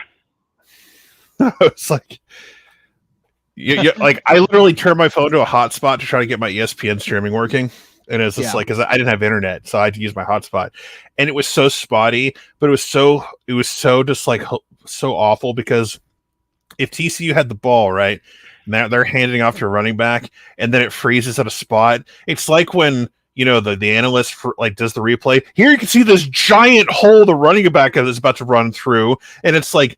And it's live, like, oh, running back's going to run through that hole for bloody yards, ain't he? Guess what happened? And it's just like, God damn it. So that was like the most miserable. That's even more painful. That was one of the most miserable experiences I had watching an OU football game. I couldn't properly watch the beatdown. And it was just like, ugh. Because of it being last year, I even thought about going to that game. I was like, no, I'm going to save my money. That was a very wise decision. It's really hilarious. I went back and looked at our schedule last year. It was like back-to-back games of K-State, TCU, and Texas. Like when you know how the season turned out last year, it's like, holy shit, that's a tough free game stretch. I mean, it was going to be in general, but it's like that's why I'm up on OU in the win column this year because, like, man, who on the schedule is going to do that? Like, who? No one on the schedule is going to do that this year. Like, don't sit here and tell me, like Tulsa, Cincinnati, Iowa State. No. Tulsa's Tulsa. Cincinnati is not what is. Hey, don't tell Tulsa. They got a brand new mascot. That's what they unveiled. Oh, Gusty. Yeah. Yes, Gusty, the Jay Leno replica mascot. Yeah, don't put that, man. I haven't. No, I don't. No, I'm just not going to. I mean, it's basically almost like the same thing, but like, it's like the horse pigs, but worse. Yeah. Yeah, yeah. I mean. There's no game on after the OU game that I give a shit about watching on Saturday. Yeah. I got one just because I don't think it's going to happen, but what the most possible interesting game could be Ohio State, Indiana. Indiana's awful. Indiana's awful. I don't think Indiana's going to do it, but. You know, Mr. Penix ain't there anymore, right? I know he's not. I'm just saying it's there. I'm just saying out of all the games, and most of them are crap this week. The only game I care about rest of the weekend is FSU and LSU. That's the one. It's not going to happen, but it's like that's like the most likely one to be like the week one. Oh, that's weird to happen. I am probably going to watch Texas and Rice for a quarter and a half. I thought that's what I was going to say. Let's admit it. You're going to watch it so you can see JT Daniels at Rice. Oh, God. Oh, shit. JT Daniels is at Rice. Yeah, he is. That gives me hope. Yeah. That gives me hope for first half shenanigans. Yeah.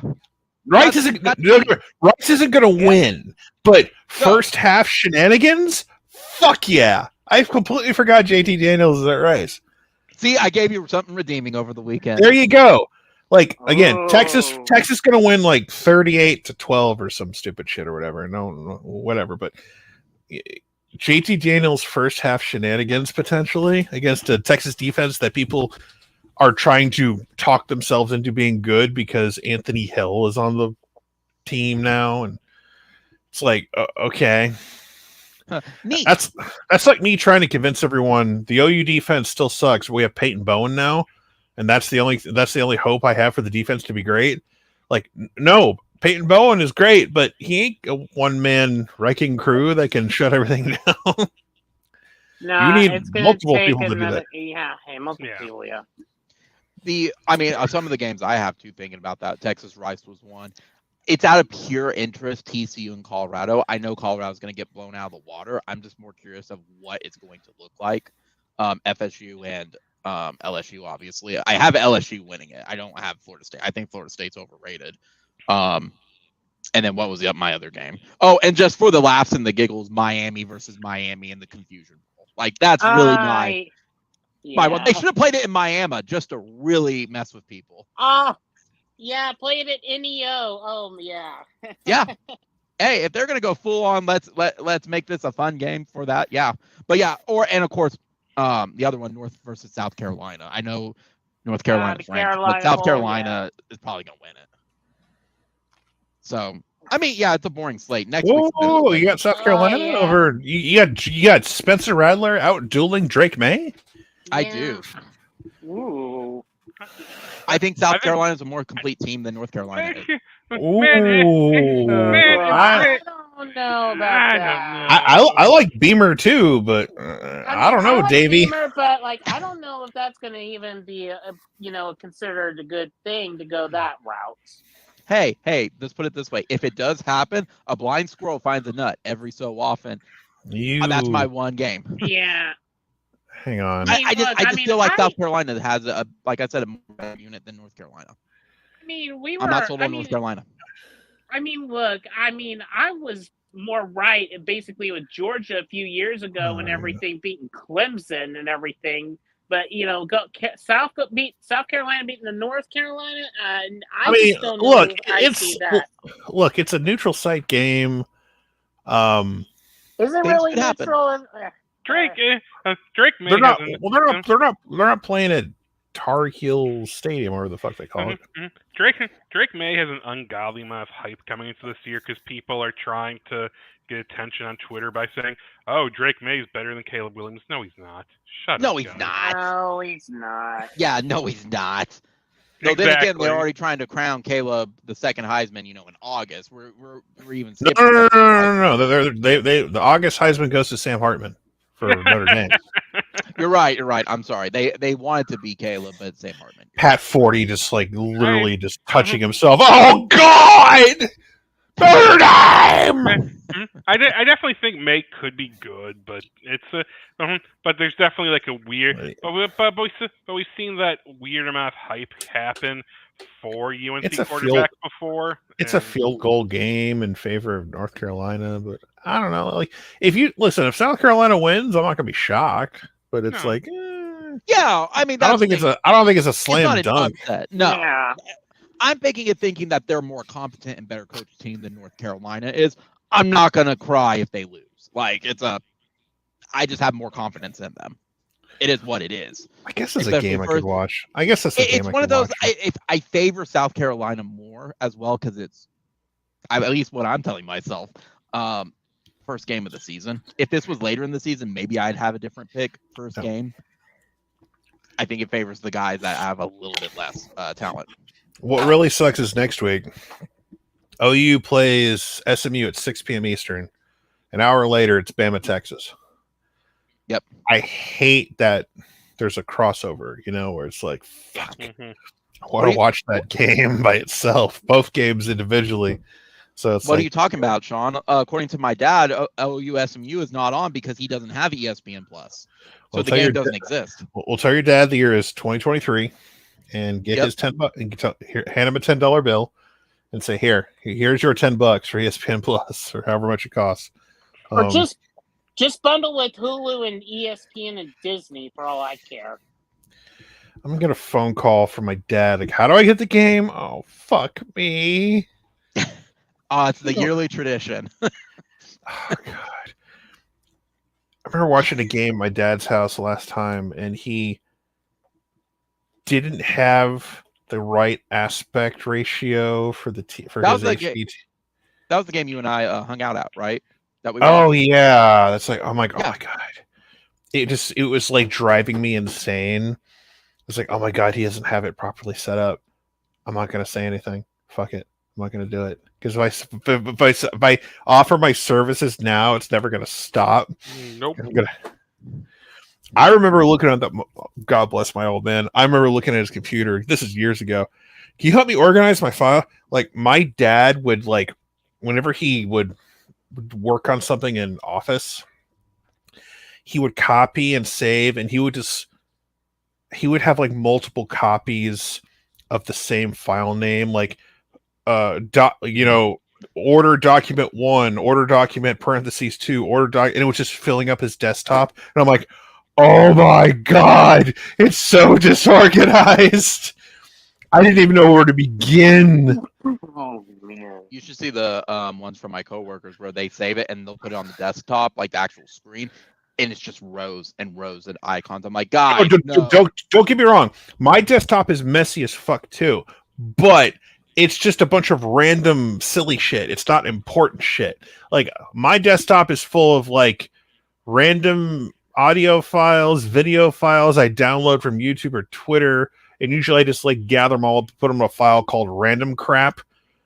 And then I have random crap, I have random videos, random pics, random music, whatever. It's for all stupid shit I do. And your receipts. Don't forget the football receipts. Oh, buddy, do I have some receipts saved up for the Longhorns this year? Look, if they win the Big 12 and go on to do great things, God bless them. It only took them like 2 decades to finally get back and win a fucking conference, but people falling for it, man. Like I don't know any other program in the country that gets this much benefit of the doubt than Texas. Wait, how does this keep happening? Like Michigan gets that love from Fox, because like Michigan, Fox, big dudes is basically the Michigan Road Show. They love them some Michigan at Fox. Yeah, they do. They love Jim Harbaugh. Notre Dame at least is NBC is at least owned by Notre Dame, so we all know how that show works. So it's like there's a little more honesty there. It's like it's the NBC, it's the Notre Dame show on NBC. Well, except this year because they have Big Ten games now. Like fucking Big Ten games on CBS this year. Gonna feel I want to watch Rutgers and Maryland on Peacock as God intended. No, oh God.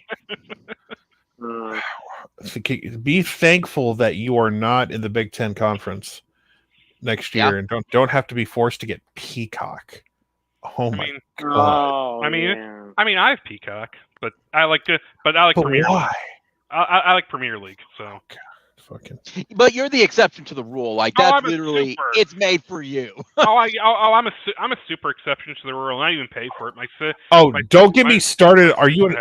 Get me started on fucking F1 fans last week. Fucking F1 douchebags. Hey, like, oh my God, this F1 race is like delaying the ESPN College Game Day preview show. Excuse me, it's not a race; it's a practice. Fuck you! I don't give a fuck. You know college football fans give a shit. Well, it's actually, it's a practice race. No one gives a flying fuck. It's goddamn F1. There's like 4 of you on Twitter, and all 4 of you piped up and raised your hand. And actually, me. Fucking F1 racing. Fucking European bullshit. Get your European bullshit off my screen. The only European I care about is the guy who's about to commit to OU and play offensive line from NFL Academy. It's the one European I give a shit about. But what you're talking about the best American football player in Europe? In England, yes. In England, I'm sorry, the number 1 player in the country of England. Yeah. So it's like he's likely committing to OU at this point. Yeah, well, he's going to be in town this week, so for a visit, I think. So. Well, no, he wouldn't be if he's committing tomorrow. I was gonna say, who's gonna be in town this Saturday? Isn't Stone supposed to be in town, or is that next week? Well, Stone's got to be at IMG to fucking to play football, sir. So I don't know. I don't think Stone's in town. Stone's committed. I thought he was visiting. There's a big visit. It's a big visit weekend this weekend. No, I thought he was visiting. Speaking of the Brit, he has arrived. He is at OU. He has made it to. He has arrived. So he has traveled from across the pond and made the trip. So that's a big deal. He came all the way to see them play Arkansas State. So hey, I mean, it's going to be. I mean, it is what it is. ATL, by the way, says hi, Sean. There people are watching this. Oh fuck! Yeah, there's a whopping 3 people. Oh well, okay. People plural, I guess technically counts. Yes. True. I didn't have the comments on. I just had it on the private chat, so I assumed no one was here, so I could say where I want. That's fair. About to get fucking political on this bitch. That's okay. Well, I was trying to think, is there any other games or anything this weekend? Because like it is what it is. It's like attend the game. Like I have plans, go there. I hope it's done by halftime so I don't die. If tickets weren't like super expensive, I would have. If a cheap ticket existed, I would sneak in to go see Florida State LSU because it's in Orlando. It is, isn't it? It is literally down the street from me. Just climb up. How far is it from your house? Like a couple miles, if that? Well, it's longer than a couple miles. It's like no, I'm in East Orlando, so it's like a 20-minute drive. I mean, Oh, okay. I was gonna crack the joke of, just climb up on your roof and just watch it. But no, if you're that far, no. I'm not in the hood. Fuck that. Dude, fucking that. Like, if I lived in the hood, I would have been done for years ago. No. Last time I went down to that place, I took an Uber and I went to the All-American or the Under Armour game. So I said, "Fuck it, I'm gonna get an Uber, go to the All-American game, check it out." I had someone from I had like a beat writer for OU because I tweeted, "Here's my office today." So, dude, can you get stats for the press box? Like, I'm in the stands. I don't have access to the press box. He's like, "Can you get the life stats?" He's like, "I'm not. No, I can't." Watch there was like 9 OU players in the Under Armour game, which is pretty awesome. Like PJ and Jackson Arnold. So, well, and that's what you got. Peyton Bowen is pretty cool. It's pretty cool. You know, it's the only high school game you said you would go to. Yeah, because it was like actual legit high school players. Like Matt Rule cleaned up at the Under Armour game. He had like a bunch of Nebraska guys commit at that game. I remember. So. Rule's a good coach. I mean, Carolina was his fault, but also wasn't because if you keep kicking the can on QB, eventually you'll be kicked out because he's just never had a QB at Carolina. Did complete side note? Did Utah call off the Dogs against Florida? Because I just looked at the score. It's 24-3. But they're going to review a catch, though. But it looks like it's going to be incomplete. So it's going to be a long game for the Gators. I don't think Florida's winning this game. Speaking of other games, Speaking of up 10-3. I'm going to switch over to that game. That's what I'm going to do. It's very Hey, Sean, Swiggy, and Gavin, speaking of that, maybe there's a chance, and there's not. I'm being very facetious, but I'm just saying Missouri is only up 28-10 on South Dakota. Oh, you don't say. Come home. Yeah, come home in one. Yeah. Come on back. I mean, okay. What was up with their video today? I guess I was the only one that didn't get the joke for it because I thought they were parroting something of how to cheer for your team at Mizzou. Oh no, that cringe as fuck video. Yeah, don't make videos like that. I guess I missed the joke or it went way over my head because I was like, I thought that was a parody of something else. Oh no, they were serious. That was a serious video. Oh, Mizzou. Silly Missouri people. Like Missouri is Missouri is an awful state that produces really good high school football players that go elsewhere. That's why Missouri has to pay absorbent amount of money to keep them in Missouri. Hey, like I said, my joke was, he's not changing. But what did I see? I'll tell you this. I'll tell you this. If McKinley commits to OU tomorrow, the pressure's on. I think all bets are off for N1 at that point. It's like fuck it. Yeah. It's like because what do you have to lose?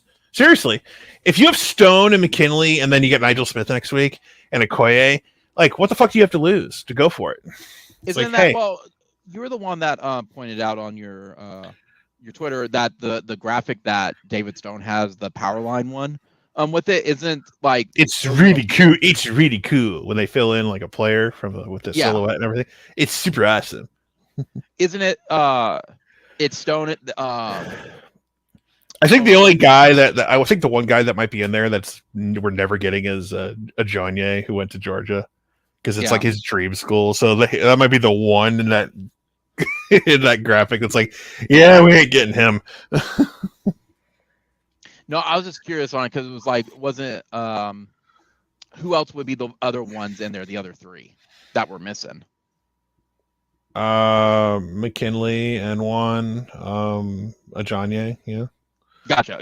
Okay. Nigel Smith and Okoye and those guys. So I mean, to his credit, man, he's recruiting for us too. Like, we still got we still have to battle for Okoye, but I think we'll get him at the end of the day. Nigel Smith is like the worst kept secret. It's like A&M might keep A&M, like Nigel Smith coming to OU. It's like no. The dude has been on campus like 12 times. I think he's coming here. I mean, you never know. That you don't go to a campus 12 times just for shits and giggles. You know what I mean? I mean, to be fair, especially Norman. Don't get me wrong, but if there's other options at other places, yeah. It's not like I have a sister and I'm just visiting her on campus. No, that's not what it is. It's like he literally just like I've come to OU multiple times. Yeah. He gonna be a Sooner, and the dude is like, if Nigel balls out this year, like the running thing with Nigel, it's like Nigel Smith is like if he doesn't do camps, he doesn't do like the big recruiting camp things where he goes the one on, you see the highlights. Here's 4-star D lineman versus 4-star offensive lineman drills. He doesn't do that shit. So. Yeah. And the dude is like a top 100 player, like fringe. A lot of people think he's underrated as fuck. And if he balls out this year, he might take a big jump in the recruiting rankings potentially. Like you might, if he balls out this year, like I think he can, he's gonna flirt. Like that 5th star is gonna flicker once or twice, and maybe it'll turn on, and maybe it won't. You know what I mean? But yeah, it wouldn't shock me if he like gets close to that, because there's a lot of people are fucking high on Nigel Smith, but it's gonna take all year though, right? I don't know. It's just like they're gonna update. All the sites are gonna update their rankings like 2 to 3 more times before it's all said and done. But Nigel Smith is just hyped up so much by a lot of people. It's like, okay, all right.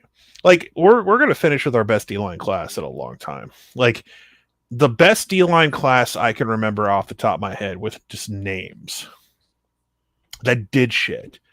Gerald, like you have to go back to like 06.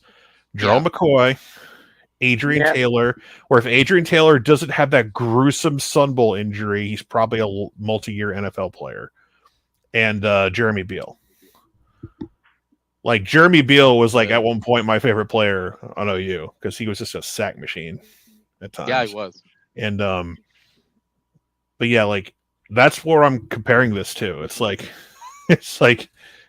GK, Adrian Taylor, and fucking Jeremy Beal. Like, and it's probably talent-wise going to dwarf that just by numbers alone. So you got Stone, you got Wyatt Gilmore, which people always forget to bring him up, but Wyatt Gilmore is not the highest rated guy. He's a Minnesota kid, but they got him for a reason. You'll have Nigel Smith, you'll have Jaden Jackson. Jaden Jackson is not a fucking 3-star. I don't know who the fuck says he's a 3-star. Jaden Jackson at IMG. He's coming with Stone. So he's tag team partners down there with Stone. Jaden Jackson ain't no fucking 3-star. And to call him a 3-star is like an insult. like everyone was nervous waiting for Stone to commit. I watched that game. Jaden Jackson and David Stone were just making people's lives miserable. It's like, so I don't know. If you want Jaden Jackson to be that high 3-star who's just like, we'll see. It's like, no, man. It is like, I'm so glad to get him. Like if things go our way tomorrow for whatever reason, this will be the second time this has happened because Jaden Jackson was like a week before Jaden Jackson committed to OU. I'm like, he's going to Texas. Then all of a sudden, actually, he's not. Wait, what do you mean he's not? Everyone else has said he's going to Texas. That's not true. What do you mean it's not true? It's like, well, it's like, it's one of those, like, you got to be careful on some of these recruits when they're trolling. They're not trolling. It's just they're not trolling. David Stone was a fucking troll, and he's He trolled the fuck We can out all of her. agree with that. Yeah, he trolled the fuck out. Like, that motherfucker on April Fool's Day said he committed to OU. And he's like, April Fools. I'm like, motherfucker, fuck you. I love you still, but fuck you. But no, Jane Jackson, like, a lot of people thought it was Texas, and it's like, because there wasn't a lot of info. And like, it was like, if there's very minimal info on where a guy is going and it's not talked about a lot by multiple people who can confirm it, you got to keep an eye on it, because it doesn't necessarily mean he's not going there, but it's like, some of these guys just don't fucking talk, man. And so a lot of people who's our recruit that was the same way? Not this year, but it was like last year, where everyone thought he just did not give any indication where he wanted to go. Well, the ultimate guy who did that shit was Kamar Wheaton from a couple years ago. That was it. Yeah. But he ended up going to Bama. Mm-hmm. And now I think Kamar Wheaton is Wheaton at SMU? I can't remember. But he hasn't done shit. He kind of just he flaked out. Kamar Wheaton just like was a weird dude, and he just flaked out big time. Yeah, he went to SMU. Oh yeah, so who might is he even on the fucking depth chart for SMU? I'm serious. Like, where is he on the depth chart? He's a lot smaller than I thought he was. I always thought he was bigger. He is. Who are you looking for? SMU depth. He's not even on the depth chart. No. Depth chart 2023. Let's see if I can find it. Roster. Anyway, that's just weird, man. Kamar Wheaton's a weird dude. It's like, oh well, Kamar Wheaton's weird. It's just like, what's his name? The Nebraska guy who just probably is going to get kicked off or whatever for deciding he wanted to burglarize. Eric Gilbert. Oh, the saga of Eric Gilbert, man. I'm not the biggest. I'm not the biggest Parker Thune fan. I don't hate him or anything. It's just like, but Parker Thune made a comment saying that, he's never playing college football again, and then some person replied, got super upset with him. This guy made a mistake, blah, blah, blah, blah. How dare you say? It's like, dude, he was caught on security camera breaking into a convenience store, literally stealing shit with the cops showing up, got the whole thing on video. And that was his third strike offense of doing stupid shit. Not his first, his third. Yeah. He ain't playing college football anymore. It's over. Yeah, it's over. So it's like Eric Gilbert was supposed to be the superstar, just didn't work out. Yeah, it's sad. I've mentioned it to Swiggy and Gavin and you too, Sean. On it is I never will understand the kids who are given the true opportunities like that we will never see, and then they just wash out because they're legitimate athletes who can make a difference on your football field. That's why. They're what? They're legitimate athletes who can make a difference on the football field. Of course, they get multiple chances as long as they're. Yeah, of course they would. Like, that's fair. I mean, I'm thinking of it more of like that's why Joe Mixon. That's why Joe Mixon got a second chance. Right. I'm talking more of like just an in general type of deal. Yeah, Mixon. Yeah. Mixon got another chance. Everyone defended him and said it was the girl's fault because she allegedly used a slur or whatever, and people are like, okay, that was enough for that was enough for some people. And so I was like, okay. Maybe it was. Who knows? Who knows? I mean, it depends on if you believe Bob in his book. He says he would have kicked him off in about 5 years later. He said, in the times were different. The worst thing Bob ever did was like publicly at a press conference say he maybe have made the wrong decision. I said, no, fuck that dude, because stand by your decision. Well, no, what happened was with Joe, and listen, Joe's a flaky dude and he keeps on getting in trouble for stupid reasons. So it's like, it wasn't just a one-time thing. The problem for Bob is that he made that decision. Like he gave him basically the Dusty Dvorak second chance. He's like, you're off the team for the year. You can work your way back. And it worked for Dusty.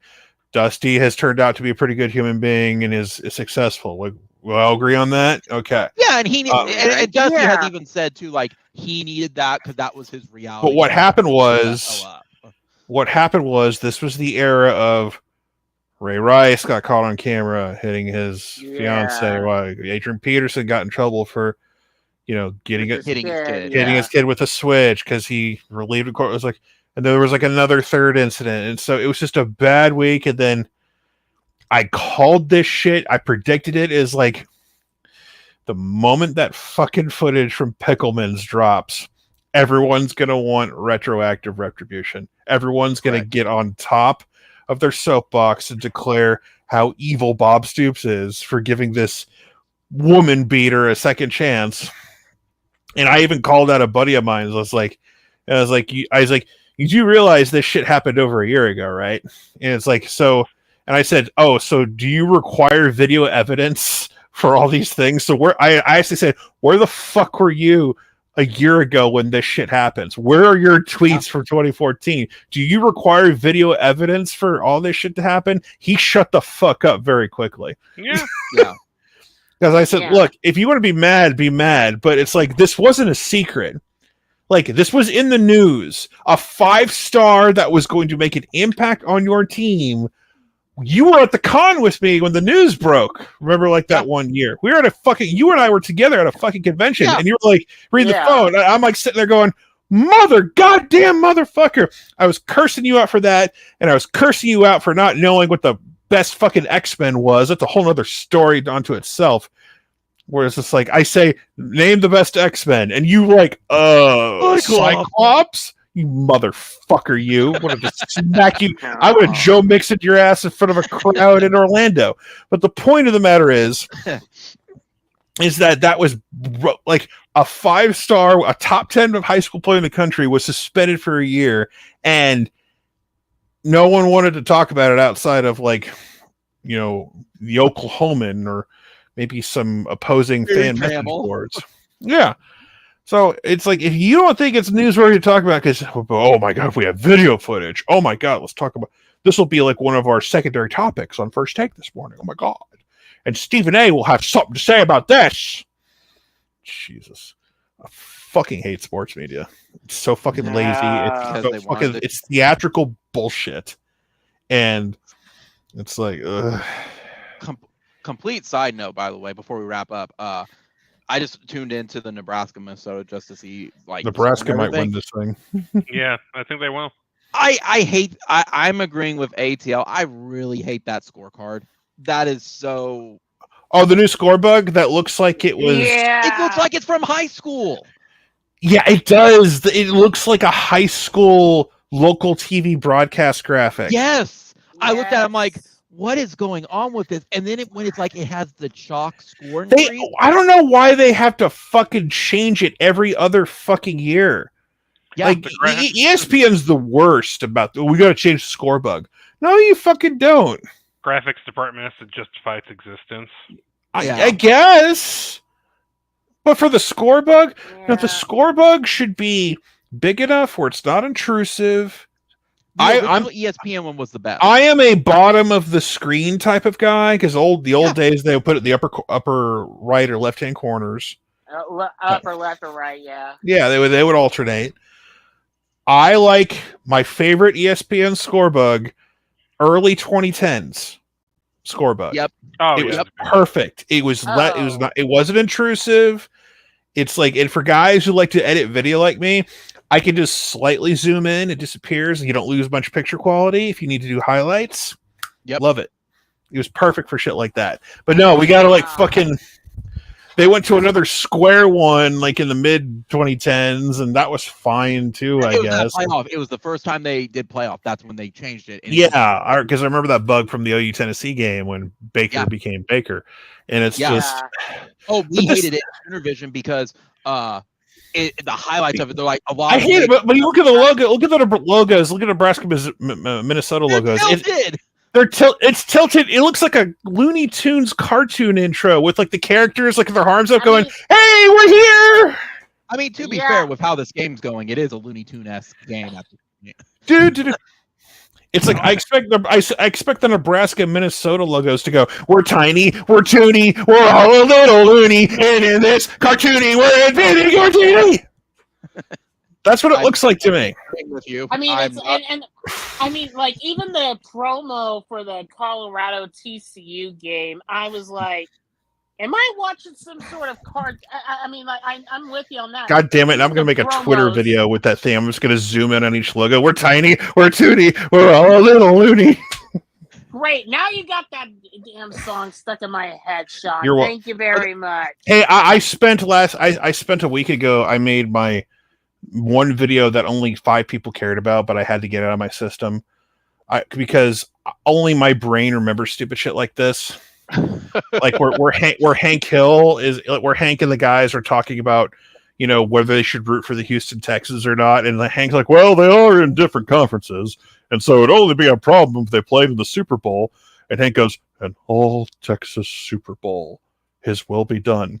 So, but I took that little moment where he goes, an all Texas Super Bowl, and knowing my brain, remembering shit, I remember a season 1 Rugrats episode called Touchdown Tommy, where all the dads are watching an all Texas Super Bowl. Oilers, Cowboys. Yeah, it's like, come on, Houston, go get them, Dallas. Maybe we should watch. Maybe we should watch the chess tournament instead. Shut the fuck up, Chaz. One thing. One thing. So Houston, they're wearing Oilers-themed uniforms this weekend. Oh yeah, that makes it even better. Oh my god! Fumble! Because the Texans can't legally do it. Fumble! Minnesota got the ball. Nebraska's gonna fuck this up. Are they overtime? Does overtime? Well, no, they're at midfield with 5 minutes left. Yeah. I love you. They have to tie it first, but no. I took all the Touchdown Tommy, like the babies like playing football clips and put that together, and then it cuts back to Hank after it's over. It's like, his will be done. So, I mean, it's one of my favorite videos I've made recently, but only like 5 people care. So, but that's fine. It was for me. It was for you. I was gonna say it's for you. It's for your entertainment. For it, you get to laugh at it. Yeah, it's like I've had these jokes in my head for years, and now I live in an era where I can have a platform. It's like I have the ability to make these memes and jokes happen, even though only I get the joke. It's like, fuck it, I'm doing it. I mean, Swiggy probably gets the jokes too. I get it. Yeah. Yeah, especially like the Simpsons jokes and all that. Like, I'm assuming he gets it. It's like there's an audience. There's a random thing in like movies and sitcoms, and this is so stupid that only I remember this shit. There's some movie or TV writer out there that thinks there was a WrestleMania that took place in Pittsburgh. You know how I know this? Because that joke was made in Groundhog Day with Bill Murray in a random episode of Full House. And it's like, wait a minute, that can't be a coincidence. Oh, man. See, you and Swiggy both would be great at... Swiggy, do you remember the O'Connell's Trivia Night? Oh, yeah. You both would rule that like nobody's... That was fun. Those were good trivia nights. But like someone thinks there was a WrestleMania in Pittsburgh, and no, there's never been a WrestleMania in Pittsburgh. So I don't know why. It just like drives me insane when I've seen that shit twice. Because as a child, I watched way too much television for my own good. I mean, the internet did not exist then. That's how I soaked up my knowledge, man. Watching reruns over and over. All the and having to deal with dial-up whenever to this day, I'm still trying to search for this random Cinemax softcore porn movie that had sci-fi elements to it, and I can never find it. God. This is how much access to television I had that I shouldn't have had. Boy, that escalated quickly. There was this softcore porn movie where they had electricity powers and shit, and it just mesmerized my fragile little mind. And it's like, never find it. And there's probably a reason for that. Guys, I want to thank y'all for joining tonight. We got football Saturday. Cinemax! On Cinemax? No. On ESPN. 11 a.m. Rooster Kick. Be sure to comment, rate, subscribe, like, and hit the bell, guys. We'll be live doing post-game Sunday evening. Sean, you think you'll be joining on that one for Sunday to talk probably all 10 minutes of Arkansas State? I have believe it or not, there is another AEW pay-per-view on Sunday. I don't blame you for it. I don't blame you at all. It's not going to be as good. It's not going to be as good as this past one, but well, also Sunday, Florida State and LSU, isn't it? Yeah, I'm going to have 2 screens on watching that. So so much. Well, with still football weekend, we're back. And I'll see everyone here on next live stream. Then we'll talk some post game Arkansas State. Y'all have a good one. Peace. Peace out.